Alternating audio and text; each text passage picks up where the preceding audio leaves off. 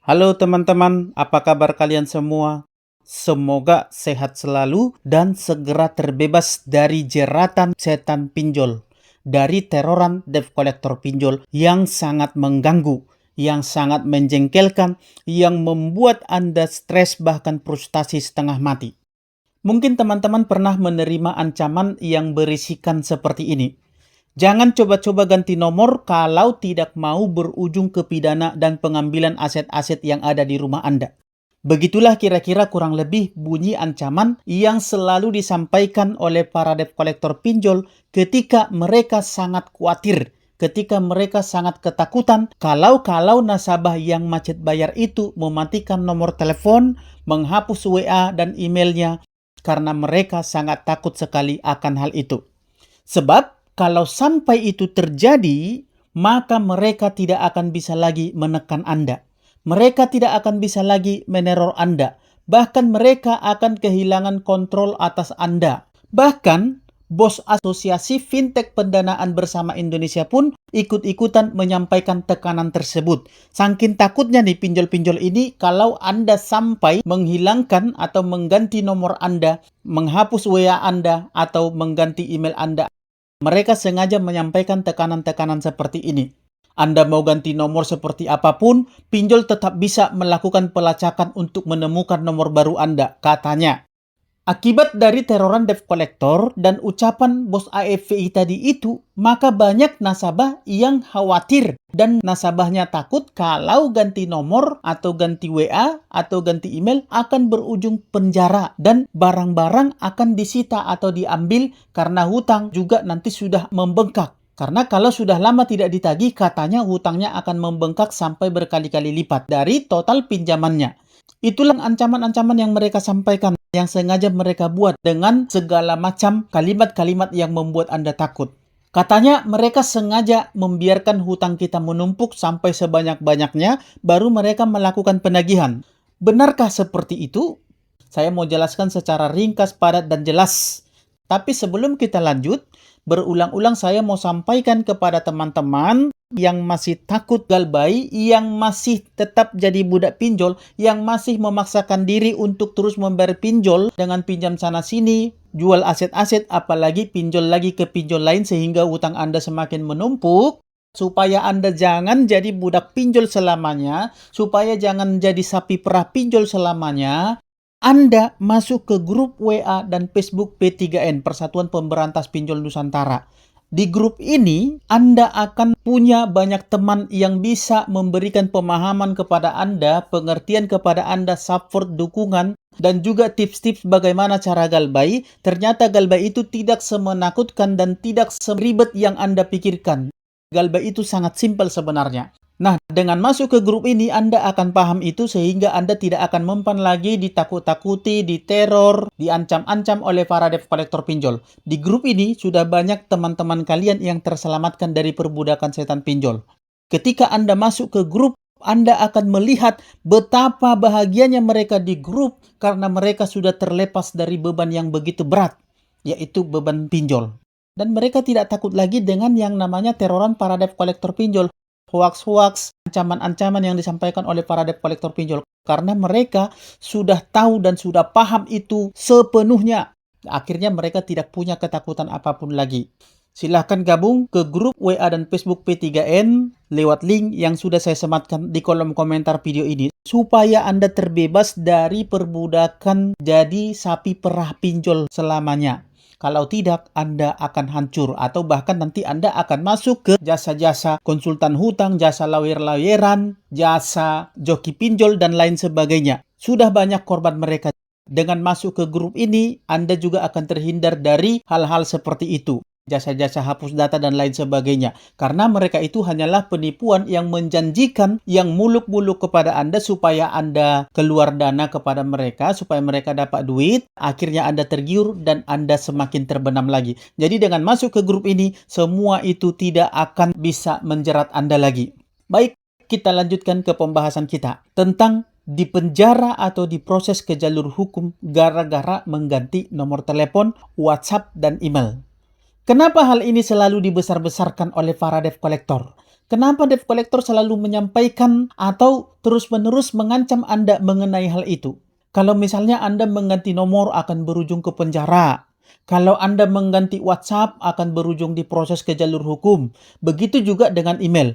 Padahal harusnya teman-teman itu sudah paham bahwa tentang mengenai hal ini tidak ada hukuman penjara atau bahkan penyitaan aset-aset. Karena di video-video saya sebelumnya, saya selalu menjelaskan, membahas tentang itu kepada teman-teman. Bahwa resiko terberat dari galbay pinjol itu hanyalah masuk slik OJK dan diteror para debt collector pinjol. Tidak ada penjara-penjara. Apalagi hanya ganti nomor, WA, dan juga email. Tidak ada kaitannya ke situ.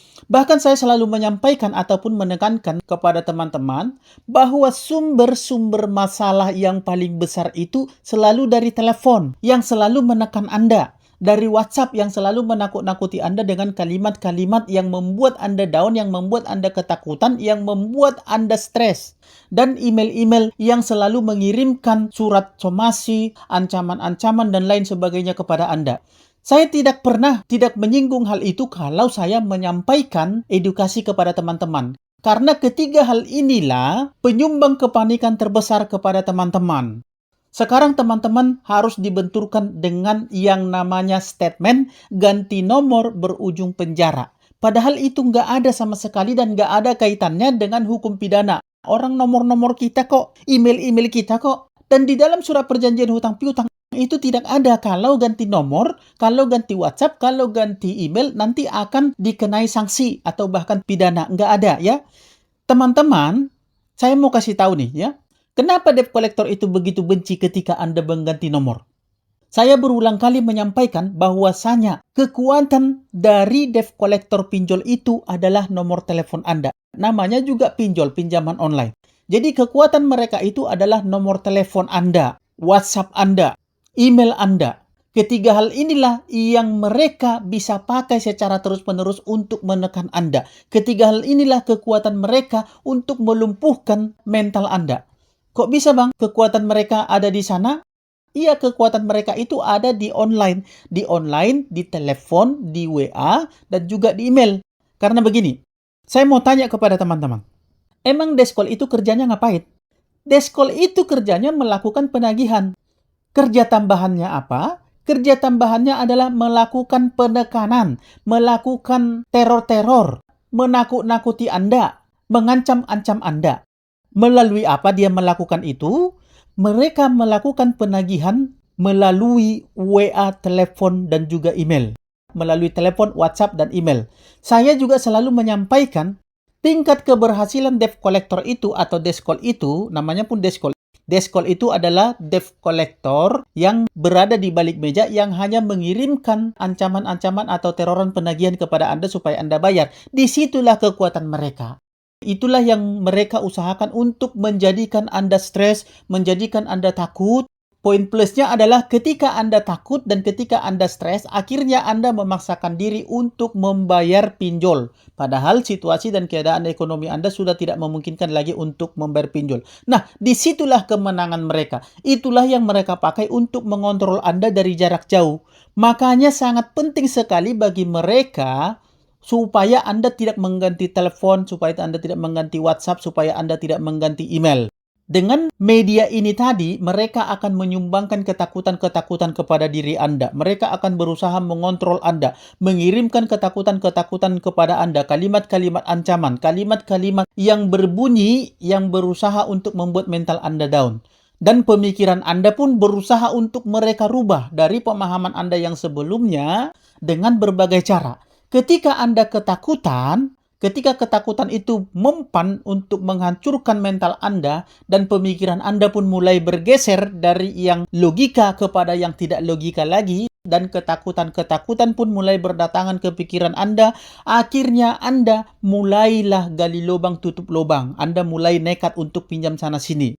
Itulah yang diinginkan oleh pinjol. Nah, sekarang, seandainya Anda memutuskan komunikasi kepada para pinjolnya dengan menonaktifkan nomor handphone Anda, mengganti WhatsApp, mengganti email Anda, itulah yang menjadi kekhawatiran tersendiri kepada debt collectornya.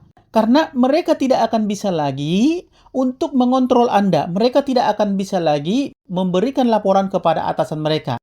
Jadi mereka tidak bisa lagi mengontrol Anda, menakut-nakuti Anda, mengancam-ancam Anda, mengirimkan kalimat-kalimat yang membuat Anda down, yang membuat Anda ketakutan, yang membuat Anda stres, sehingga Anda jadi galbay. Akhirnya mereka lemah. Nah, ketika mereka tidak bisa lagi mengontrol Anda, maka otomatis tagihan mereka tidak dapat. Ketika mereka tidak dapat tagihan, maka otomatis mereka akan dipecat dari kantor. Nah, kalau banyak debt collector yang tidak dapat tagihan, maka pinjolnya pun akan tutup. Lama-kelamaan pinjolnya akan tutup. Itulah kenapa mereka sangat takut sekali kalau sampai Anda mengganti nomor handphone Anda, nomor WA Anda, dan juga alamat email Anda.